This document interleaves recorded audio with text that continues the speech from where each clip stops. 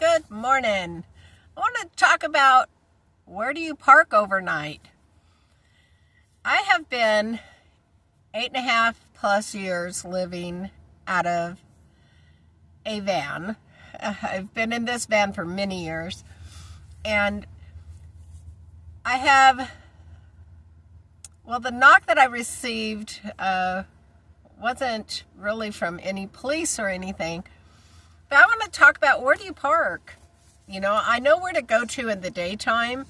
I like to hang out at the local parks. You could be there all day. They have trash and, drinking fountains. They have public restrooms if you don't mind using public restrooms. And a lot of them have electricity to charge up your little battery packs and stuff as well. So it's not a problem in the daytime. But where do you sleep, especially if you're in a town? Where do you sleep?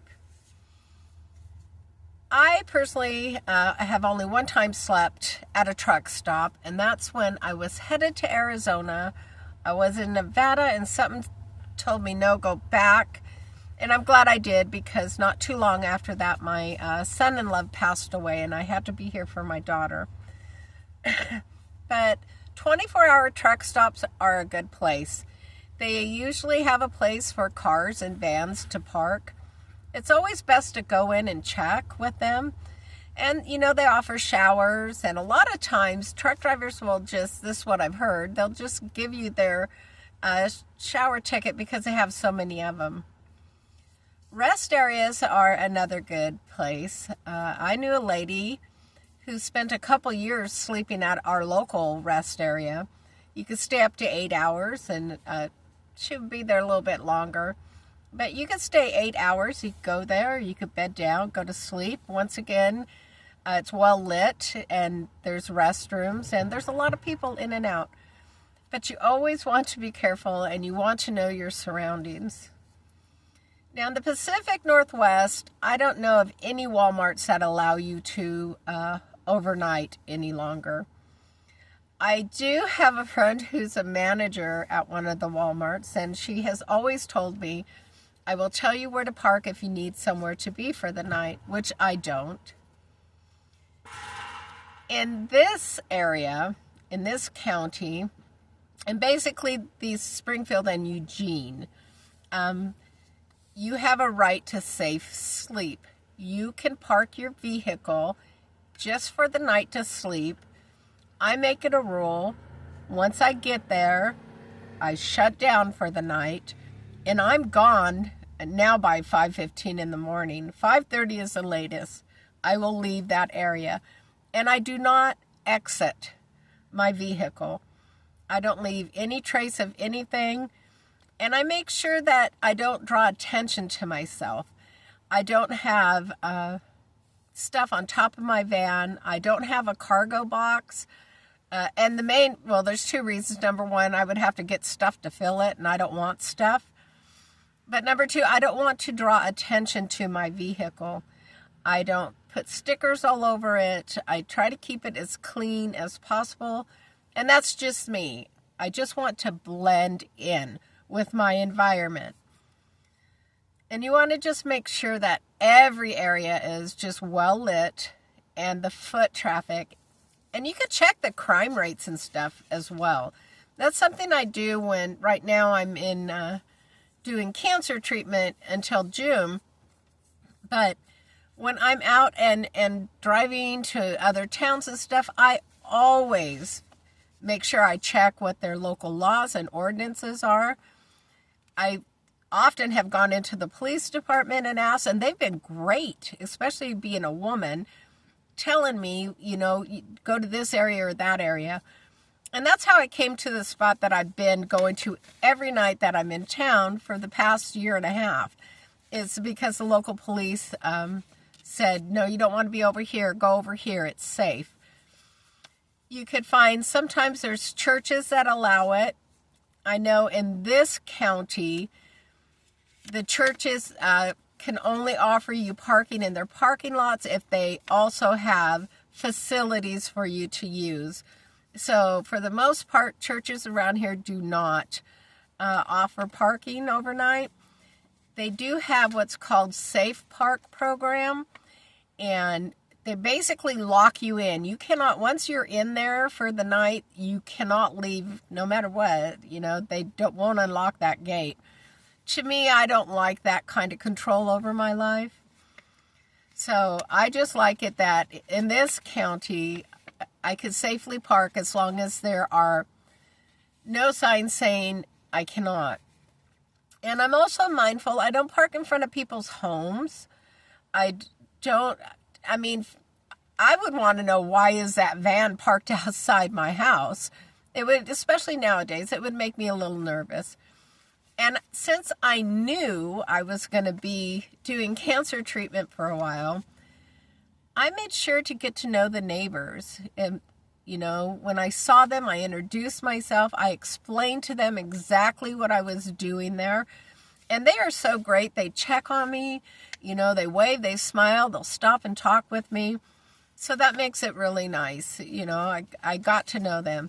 But if it was just a short term, a night here or there, I wouldn't even bother. I would just do my routine. I don't play loud music. I don't have anything on loud. I don't cook. When I'm there to sleep. So if you need to have dinner or something prior to going to bed, go somewhere else and prepare your meal, eat your meal, and then go to where you're going to sleep. Go to sleep, and then in the morning get up and leave, and it'll be a beautiful day for everyone else. Another thing is apartments. If you can park on a side street, I wouldn't suggest parking inside the apartments because you could get towed, even with you being in it. People think, oh, they can't tow you if you're in it. They could hook you up and still charge you $50 to $100 to drop your rig, even if you're in it. So be mindful of that, and definitely check what the laws are and the rules are in the area where you're going to be. But the side streets, you're just blending in. Many people live in apartments, park their cars on the side street. And no one knows if it's you or if it's them. Now, again, if you have, half of your household piled high on top, well, chances are they're going to know what you're doing. But, if you try to blend in and just go about your business, get ready for the night, have a peaceful rest, and then leave. But again, be aware of your surroundings, because not all neighborhoods are good neighborhoods. And then, of course, there's, people say hotel parking lots and hospitals. Now, on the side of our hospital, one of our hospitals here, there's side street parking, and you can park there. I personally would not park inside of a hotel parking lot or a hospital parking lot. To me, I feel it's just asking for the knock. And truly, I just want to go to sleep and be able to get up and go take care of my day. There's also, in the Pacific Northwest, there's a lot of BLM, Bureau of Land Management, and National Forest. Sometimes you have to have a permit, and they're free. They just want to know who's on their land.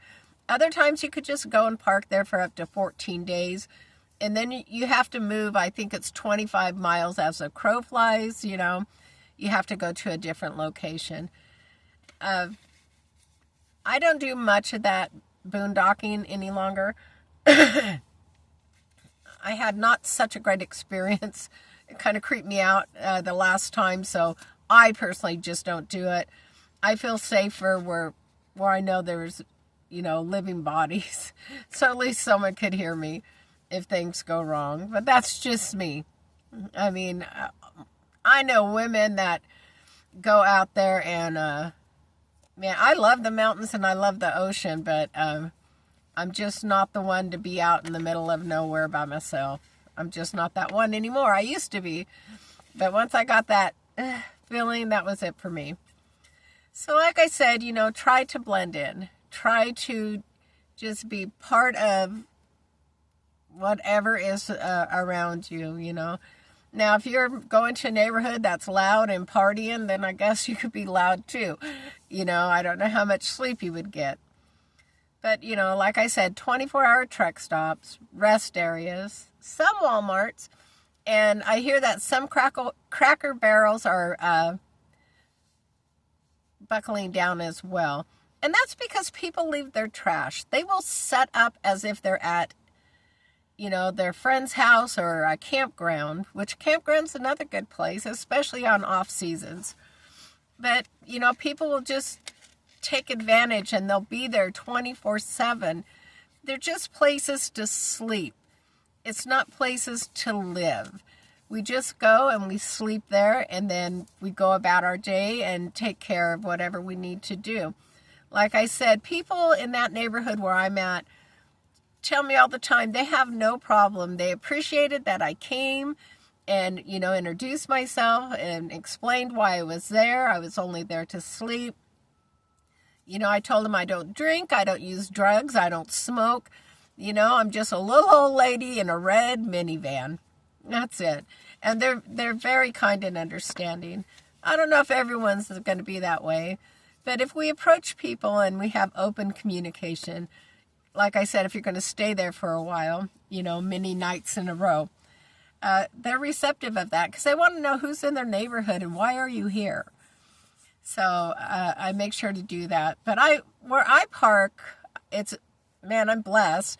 I have the church across the street on one side and one of the parking lots of the church on the side where I park. And then behind me a little ways and across the street in front of me are homes. And so once I noticed, especially some of those homes had little children, I wanted them to know, look, I'm not a predator. I'm not doing anything. I'm not selling any, you know, drugs. I'm not doing any of that. What I'm doing here is just sleeping.